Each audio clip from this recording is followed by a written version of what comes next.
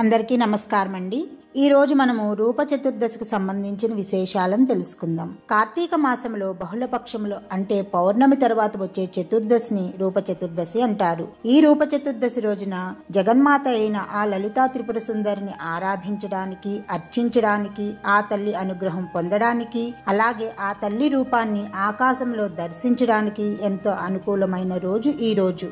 ఈ రూప చతుర్దశికి సంబంధించిన విశిష్టతను గూర్చి ఆదిశంకరాచార్యులు వారు తను రచించిన సౌందర్య లహరిలోని 42వ శ్లోకంలో తెలియజేశారు. ఇక ఈ రూప చతుర్దశికి సంబంధించిన విశేషాలను తెలుసుకునే ప్రయత్నం చేద్దాం. మనకి కార్తీక మాసం అనగానే ముందుగా గుర్తుకు వచ్చేది భగినీ హస్త భోజనాలు, అలాగే నాగుల చవితి, నదీ స్నానాలు, కార్తీక దీపాలు, ద్వాదశి పూజలు, ఏకాదశి ఉపవాసము, క్షీరాబ్ది ద్వాదశి, ఉసిరి దీపాలు, కార్తీక పున్నమి నాడు మనం వెలిగించే 365 ఒత్తుల దీపారాధన, జ్వాలా తోరణము, ఇలాగే పరమశివుడికి చేసే అభిషేకాలు, సహస్రలింగార్చన, నమక చమకాలతోటి చేసే ఏకాదశి రుద్రాభిషేకాలు, ఇక సత్యనారాయణ వ్రతాలు, కేదారేశ్వర నోములు, కార్తీక సోమవారం ఉపవాసాలు, ఇలా వీటన్నిటినీ మనము కార్తీక మాసంలో ఎంతో శ్రద్ధగా, భక్తిగా, విశేషంగా జరుపుకుంటూ ఉంటాము. అయితే వీటన్నిటితో పాటు మనము తప్పనిసరిగా తెలుసుకోవాల్సింది కార్తీక బహుళ చతుర్దశి ఉషోదయ కాలంలో ఆకాశంలో జరిగే అద్భుతమైన ఘట్టం గురించి. ఈ అద్భుతమైన దృశ్యాన్ని రూప చతుర్దశిగా తెలియజేశారు ఆదిశంకరాచార్యులు వారు. మనకి జగన్మాతను అర్చించేందుకు ఎన్నో ధ్యాన శ్లోకాలున్నాయి. వాటన్నిటినీ కూడా జగద్గురువులైన ఆదిశంకరాచార్యులు వారు, మహర్షులు, ఋషులు, ఇంకా ఎందరో మహానుభావులు, ఉపాసకులు, సాధకులు ఆ జగన్మాతను ఆరాధించి ఏకాగ్రతతో ధ్యానించి వారు ధ్యాన స్థితిలో ఉండగా తమ తమ తపోదృష్టితోటి తమ మనోనేత్రంలో దర్శనమిచ్చిన ఆ జగదంబ యొక్క రూపాన్ని బీజాక్షరాలను మంత్రాలలో నిక్షిప్తం చేసి శ్లోకాలుగాను, స్తోత్రాలుగాను, సహస్రనామాలుగాను ఇలా విధాలుగా రచించారు. మనము ఆ ధ్యాన శ్లోకాలను పఠిస్తున్న వేళ, పారాయణం చేస్తున్నప్పుడు మనకు ఆ దేవి రూపవైభవం అంతా కనులకు దర్శనమిస్తూ ఉంటుంది. ఇప్పుడు మనం తెలుసుకునే రూప చతుర్దశి కూడా అలాంటి విశిష్టతను తెలియజేస్తోంది. ఆదిశంకరాచార్యులు వారు జగన్మాత అయిన ఆ లలితా త్రిపుర సుందరి యొక్క నామ వైభవాన్ని, రూప వైభవాన్ని, మంత్ర వైభవాన్ని, యంత్ర వైభవాన్ని, తంత్ర వైభవాన్ని 100 శ్లోకాలలో బీజాక్షరాలలో నిక్షిప్తం చేసి సౌందర్య లహరిలోని శ్లోకాలుగా రచించారు. ఇవన్నీ కూడా సామాన్య మానవులు చదువుకునేందుకు వీలుగా రచించారు. ఇక రూప చతుర్దశి విషయానికి వస్తే ఆదిశంకరాచార్యులు వారు ఆ లలితా త్రిపుర సుందరి యొక్క విరాట్ దేహాన్ని, అంటే విశ్వమంతా వ్యాపించి ఉన్న ఆ తల్లి రూపాన్ని ధ్యాన స్థితిలో ఉండగా తను మనోనేత్రంతో దర్శనమిచ్చినప్పుడు ఆ మహాసుందరమైన ఆ తల్లి రూపాన్ని కనులారా తిలకించి ఆనాటి అమ్మవారి యొక్క రూపాన్ని వర్ణిస్తూ సౌందర్య లహరిలోని 42వ శ్లోకంగా రచించారు. జగన్మాత ఈ విశ్వమంతా వ్యాపించి నిండి నిబిడీకృతమై ఉంది. ఈ విశ్వమంతా వ్యాపించి ఉంది కాబట్టే మనము లక్ష్మీ అష్టోత్తరంలో ప్రకృత్యే నమః అంటూ ఆ తల్లిని కీర్తిస్తున్నాము. అలాగే ప్రకృతిలోని ప్రతి ఆకృతిని కూడా మనము దైవంగానే భావిస్తాము. ఇక రూప చతుర్దశి విషయానికి వస్తే కార్తీక బహుళ చతుర్దశి నుండి అమావాస్య వరకు వచ్చే సంధికాలం, అంటే చతుర్దశి నాటి ఉషోదయ కాలంలో ఆకాశాన్ని కిరీటంగా ధరించిన అమ్మవారి రూపాన్ని శంకరాచార్యులు వారు దర్శించారు. ఆ దర్శించిన రూపాన్ని వర్ణిస్తూ 42వ శ్లోకాన్ని రచించారు. ఇప్పుడు మనము రూప చతుర్దశి వైభవాన్ని తెలియజెప్పే ఆ 42వ శ్లోకం గురించి తెలుసుకుందాం. గతైర్మాణిక్యత్వం గగనమణిభిః సాంద్ర ఘటితం కిరీటం తే హైమం హిమగిరిసుతే కీర్తయతి యః స నీడే యచ్ఛాయ చూరణ సబలం చంద్రశకలం ధనుస్సౌనాసీరం కిమితి న నిబధ్నాతి దిశనాం అంటూ ఈ శ్లోకాన్ని రచించారు. జగన్మాత బ్రహ్మాండ స్వరూపిణి.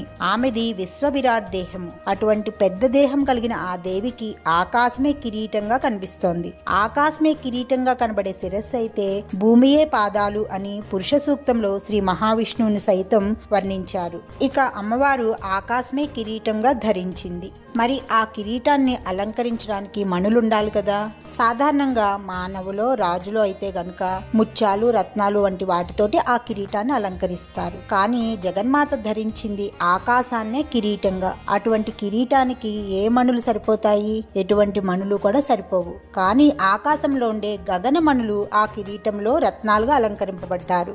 గగనమణి అంటే స్వయంగా ప్రకాశించే సూర్యుడని అర్థం. మన కళ్ళకి ఒక్క సూర్యుడు మాత్రమే కనిపిస్తాడు. కానీ ఆకాశంలో కొన్ని వేల మంది సూర్యులు ప్రకాశిస్తూ ఉంటారు. అందుకని ఆ సూర్యమండలం అంతా కూడా అమ్మవారి కిరీటంలో మణులుగా పొదగబడ్డారు. మనకి తెలిసినంత వరకు కూడా సూర్యులు 12 మంది. వారిని ద్వాదశ ఆదిత్యులు అంటారు. వారు ధాత, మిత్రుడు, ఆర్యముడు, రుద్రుడు, వరుణుడు, సూర్యుడు, భానుడు, వివస్వంతుడు, పూష, సవిత, త్వష్ట, విష్ణువు. ఈ 12 మంది సూర్యులు కూడా గగనమణుల వలె అమ్మవారి యొక్క కిరీటంలో అలంకరింపబడ్డారు. అమ్మవారి కిరీటంలో అలంకరింపబడిన ఈ గగనమణుల యొక్క ప్రకాశవంతమైన కిరణాలన్నీ కూడా అమ్మవారు తన శిరస్సును ధరించిన చంద్రరేఖ మీద పడుతోందిట. అమ్మవారు శిరస్సును ధరించే చంద్రరేఖ ఏ విధంగా ఉంటుంది? తెల్లగా ఉంటుంది. అయితే ఈ గగనమణులు ప్రకాశవంతంగా ప్రకాశించడంతో ఆ రంగురంగుల వర్ణాలన్నీ కూడా ఆ చంద్రరేఖ మీద పడడంతో తెల్లగా ఉన్న చంద్రరేఖ రకరకాల వర్ణాలను ప్రతిఫలింపజేస్తూ ఇంద్రధనుస్సు వలె గోచరిస్తోందిట. అదే శంకరాచార్యులు వారు ఈ శ్లోకంలో తెలియజేస్తున్నారు. ఎవరైతే అమ్మవారి కిరీటాన్ని దర్శిస్తున్నారో, ఎవరైతే ధ్యానిస్తున్నారో, అమ్మవారి యొక్క కిరీటం మీద ఉన్న చంద్రవంక ఆ మణుల యొక్క ప్రకాశవంతమైన వెలుగుల వల్ల ఇంద్రధనుసులాగా గోచరిస్తోంది అని. ఏ సాధకుడైతే ఉపాసన చేస్తాడో అటువంటి సాధకుడికి ఆ జగన్మాత యొక్క సాక్షాత్కారం తప్పనిసరిగా లభిస్తుంది అంటూ ఈ శ్లోకంలో తెలియజేస్తున్నారు. ఆది శంకరాచార్యులు వారు ఇదంతా కూడా ప్రకృతిని పరిశీలన చేసి, ఆ ప్రకృతిని పరిశీలన చేస్తూ ఉండగా, ధ్యాన స్థితిలో ఉండగా తను దర్శించిన ఆ రూపాన్ని వర్ణిస్తూ రచించిన శ్లోకం ఇది. మనకి లలితా సహస్రనామాల్లో కూడా అమ్మవారి యొక్క కిరీటాన్ని వర్ణిస్తూ కురువింద మణిశ్రేణి కనత్ కోటీర మండిత అని వర్ణించారు. అంటే పద్మరాగమణులతో ప్రకాశించే కిరీటాన్ని ధరించింది ఆ లలితాదేవి అని వర్ణించారు. ఇక్కడ శంకరాచార్యులు వారు ఆ జగన్మాతను ప్రకృతిని పరిశీలన చేస్తూ దర్శిస్తున్నారు. ఆ దర్శించిన రూపాన్ని మనకి తెలిసేటట్టుగా వర్ణిస్తున్నారు. కానీ అల్పమానవులైన మనకి మాత్రము ఆకాశం అంతా ఆకాశం లాగానే కనిపిస్తుంది. కానీ మంత్రద్రష్టలు, అలాగే ఉపాసకులు, సాధకులు, ఆది శంకరాచార్యులు వంటి జగద్గురువులకి ఆకాశంలో ఉండే అమ్మవారి యొక్క రూపము చాలా చక్కగా వారు తమ మనోనేత్రంతో దర్శిస్తారు. కాబట్టి వారు దర్శించిన ఆ రూపాన్ని శ్లోకాలలో నిక్షిప్తం చేస్తారు. ఈ ప్రకృతి అంతా కూడా శక్తిమయమే. అందువల్ల ఈ ప్రకృతిలో నిబిడీకృతమై ఉన్న ఆ రూపాన్ని సాధకులు మాత్రమే గుర్తించగలరు. అలాగే బహుళ చతుర్దశి నాడు చంద్రుడు సూర్యుడి కంటే 12 డిగ్రీలు వెనకగా ఉంటాడట. అందువల్లనే ప్రకృతిని పరిశీలన చేస్తూ అమ్మవారిని ధ్యానించే ఆది శంకరాచార్యులు వారు అమ్మవారి యొక్క రూపాన్ని ఆకాశంలో దర్శించగలిగారు. అందుకనే అమ్మవారి రూపాన్ని దర్శించగలిగిన ఈ కార్తీక బహుళ చతుర్దశి కాబట్టే దీనిని రూప చతుర్దశిగా వర్ణించారు.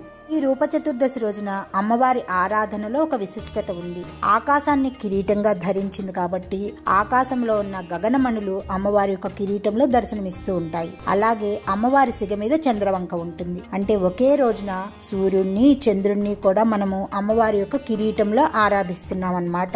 సూర్యారాధన వల్ల ఆరోగ్యం కలుగుతుంది, చంద్రారాధన వల్ల మనశ్శాంతి కలుగుతుంది. అంటే అమ్మవారి యొక్క కిరీటాన్ని ధ్యానించడం వల్ల ఆరోగ్యము, మనశ్శాంతి అన్ని లభిస్తాయి. అందువల్ల అమ్మవారి యొక్క కిరీటాన్ని మనం ధ్యానించడం వల్ల మనకి ఉన్న సమస్త సమస్యలు, సమస్త దోషాలు తొలగుతాయి. అలాగే సకల శుభాలు కలుగుతాయి. అమ్మవారి కిరీటాన్ని శ్రీ హేమ కిరీటాయ సహస్ర ఆదిత్య తేజసే నమః అంటూ ఈ మంత్రంతో కీర్తించడం వల్ల, జపించడం వల్ల మనమందరము కూడా జీవితంలో ఉన్నత స్థితికి చేరుకుంటాము. రూప చతుర్దశిగా పిలువబడే ఈ కార్తీక బహుళ చతుర్దశి నాడు ఆకాశం మేఘావృతం కాకుండా ఉంటే మనమందరము కూడా చతుర్దశి ఉషోదయ కాలంలో సన్నని చంద్రరేఖని దర్శించే అవకాశం ఉంటుంది. ఈ రూప చతుర్దశి రోజున జగన్మాతను లలితా సహస్ర నామాలతో గాని, సౌందర్య లహరితో గాని, శ్రీమాత్రే నమః అంటూ యథాశక్తిగా ఆ తల్లి రూపాన్ని ఆకాశంలో దర్శించి మన మనసులో భావించి జగన్మాత అయిన లలితా త్రిపుర సుందరి యొక్క అనుగ్రహాన్ని మనమందరము పొందుతాం.